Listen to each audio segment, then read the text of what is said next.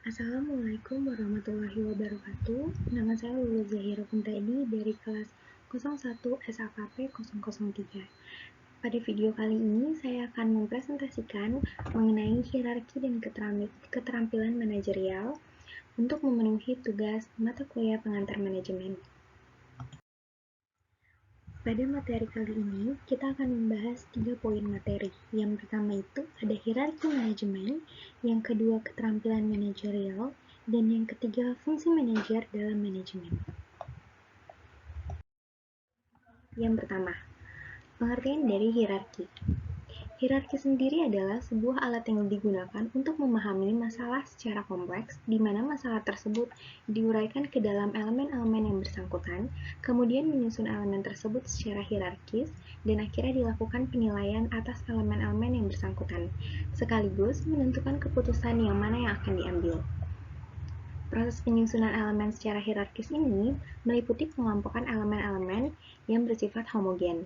Nah, dari penyusunan komponen tersebut komponen-komponen tersebut disusun dalam level hierarki yang tepat sehingga keputusan yang nantinya akan diambil akan sesuai pada tujuan yang ingin dicapai. Nah, selanjutnya jenis-jenis hierarki itu ada 2. Pertama, ada hierarki struktural. Hierarki struktural adalah menguraikan masalah secara kompleks dengan diuraikan menjadi beberapa bagian-bagian atau elemen-elemen berdasarkan ciri arah besaran tertentu seperti bentuk, jumlah, ukuran, atau warna. Sementara hierarki fungsional yaitu menguraikan masalah secara kompleks dengan menjadi bagian-bagian yang sesuai dengan hubungan esensialnya. Misalnya, seperti masalah pada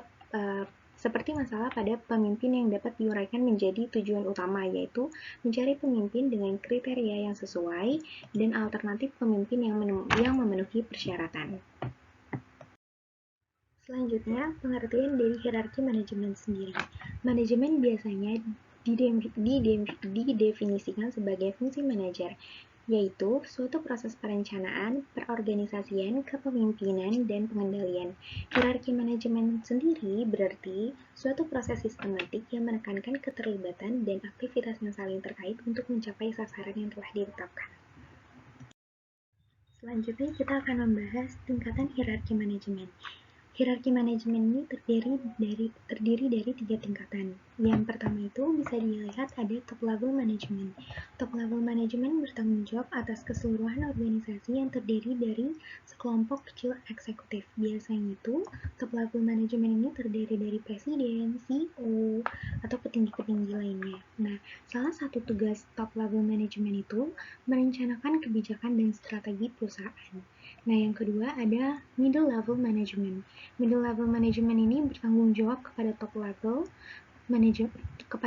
manajemen serta memiliki kewenangan untuk mengatur tingkat manajemen yang ada di bawahnya. Nah, middle level management ini biasanya diisi oleh posisi kepala departemen atau kepala cabang. Nah, salah satu tugas middle level management itu mengupayakan pencapaian target departemen dengan mengoptimalkan kontribusi setiap perannya yang ada di dalamnya. Nah, yang terakhir itu ada lower level management. Nah, lower level management ini bertanggung jawab untuk mengawasi tugas kinerja operasional atau karyawan. Nah, lower level management ini biasanya diisi dengan posisi supervisor, office manager, atau mandor. Nah, salah satu tugasnya itu menjaga kualitas produksi atau layanan sesuai standar yang sudah ditetapkan oleh perusahaan. Selanjutnya, kita akan membahas tentang keterampilan manajerial. Menurut Paul dan Kenneth Blanchard dalam Siswanto mengemukakan bahwa terdapat 3 bidang keterampilan yang penting untuk melaksanakan proses manajemen bagi seorang manajer. Pertama, itu ada keterampilan teknis. Keterampilan teknis atau technical skills adalah kemampuan untuk menggunakan pengetahuan, metode, teknik, dan akal yang diperlukan untuk melaksanakan tugas spesifik yang diperoleh melewati pengalaman serta pendidikan. Contohnya, itu mengoperasikan komputer, akuntansi, produksi, penjualan, mendesain bangunan, membuat layout perusahaan, atau sebagiannya. Nah, selanjutnya ada keterampilan manusiawi atau human skills. Kemampuan untuk saling bekerja sama dengan memahami dan memotivasi orang lain atau human relationship. Nah, salah satu contoh keterampilan ini adalah keahlian dalam bernegosiasi, memotivasi, meyakinkan orang, dan lain sebagainya. Selanjutnya itu ada keterampilan konseptual atau conceptual skills. Nah, kemampuan ini memahami kompleksitas keseluruhan organisasi serta kemampuan dalam koordinasi dan mengintegrasikan seluruh kepentingan dan kegiatan organisasi. Nah, keterampilan ini itu mencakup berpikir secara abstrak atau sistematis, termasuk dalam mendiagnosa dan menganalisis berbagai masalah dalam situasi yang berbeda-beda. Bahkan keahlian ini itu biasanya untuk memprediksi sesuatu masalah ataupun hal yang akan terjadi di masa mendatang. Nah, di sini ada gambar mengenai keterampilan manajerial sesuai dengan hierarki manajemen. Nah, kalau di sini di low management itu bisa dilihat dia lebih cenderung ke arah technical skills. Nah, kalau misalnya middle management itu dia lebih ke arah ke human skills, sementara top management itu lebih ke arah conceptual skills. Nah, itu ya teman-teman. Lalu selanjutnya kita akan membahas fungsi manajer dalam manajemen. Manajer sendiri adalah seorang yang bertindak sebagai perencana, perorganisasian, pengarahan, pemotivasi, serta pengendalian orang dan mekanisme kerja untuk mencapai suatu tujuan perusahaan.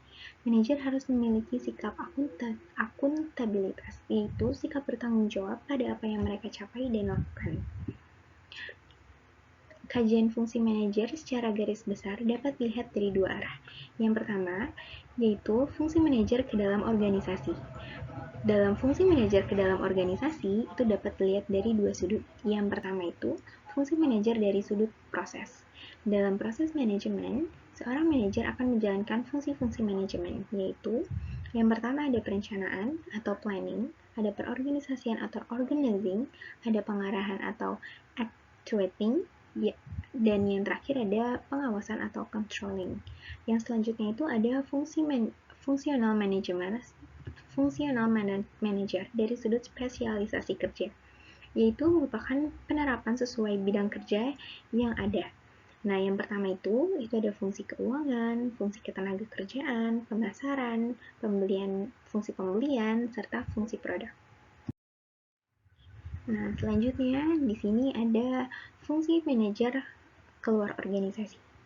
Nah, itu merupakan pelaksanaan manajer yang berhubungan dengan pihak yang berkepentingan dengan organisasi. Nah, misalnya pemasok, pelanggan, bank, kreditur, pemerintah, atau sebagainya.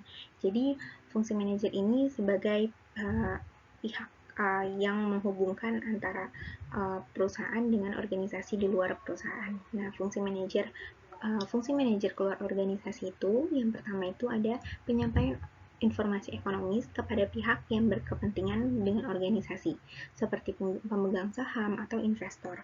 Nah, yang kedua itu penyampaian informasi umum kepada pihak luar, misalnya pengumuman, pameran, atau sejenisnya. Dan yang terakhir ada kerjasama dengan pihak lain, seperti pemerintahan maupun swasta, maupun di luar negeri. Sekian pemaparan materi yang bisa saya berikan mengenai hierarki dan keterampilan manajerial. Terima kasih atas perhatiannya. Wassalamualaikum warahmatullahi wabarakatuh.